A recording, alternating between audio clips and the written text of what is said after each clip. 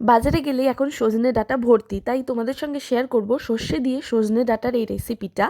তো তার জন্য লাগবে সর্ষে 1 থেকে 2 চামচ দিয়ে দেবে, আর এরকম প্রথমে মিক্সারে ক্রাশ করে নেবে, একটু ব্লেন্ড করে নেবে। আর তারপরে ওর মধ্যে দেওয়া হয়েছে আদা, রসুন, লঙ্কা আর এই জিরে গুঁড়ো, এগুলো সব কটা দেবো, আর নুন দেবো, আর সামান্য হলুদ দেবো, আর সামান্য জল দেবো, দিয়ে মিক্সিতে ভালো করে এটাকে মিক্স করে নেব।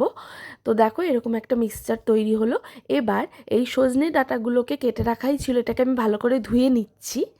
আর আলুগুলোকে দেখো এইভাবে কেটেছি। প্রথমে তেল গরম করে সজনে ডাঁটাগুলোকে একটু ভেজে নেব, একটু লালচে লালচে ভাব হবে, তারপরে সেটাকে আমি তুলে নেব।